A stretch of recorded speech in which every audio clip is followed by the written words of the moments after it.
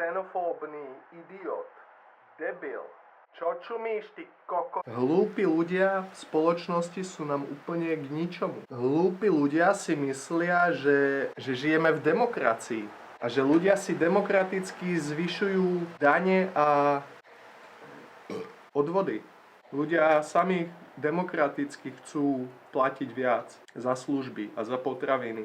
Ľudia demokraticky chcú minimálnu mzdu. Nemôžeš byť, kámo, hlupák a koko. No panika, pretože stres skracuje život a nechceš sa stresovať kvôli idiotom. Je to zbytočné. Sústreď sa na seba, na svoj život. Na tom jedinom tu záleží.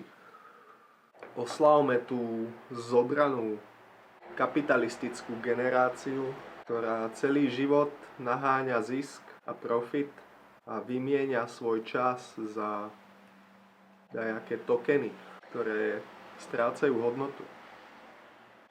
Ja už to nedávam, ja už končím.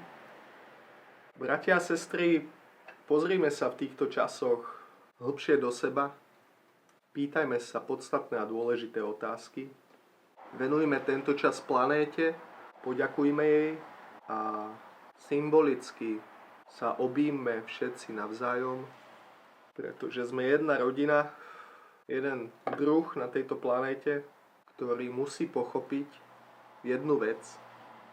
Jedna vec sa po nás chce, aby sme ju pochopili, a to je,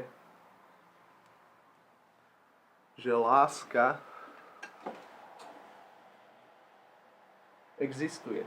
Láska existuje, kámo, a láska a mier a spravodlivosť a súcit a harmónia a komunizmus majú zmysel v tomto vyjebanom systéme a v tomto svete a myslím si, že je dôležité, aby sme sa začali chovať ako ľudia. Nebuďme hlúpi kokot, buďme ľudia. Peace. Peace a love. Chceme love, daj mi cash. Chceme love, daj mi cash. Nejebe mi. To je všetko iba póza, kámo. Ja to iba hrajem, ja som iba herec. Ja som hlásateľ cudzích myšlienok, názorov a postojov. Toto nejsom ja.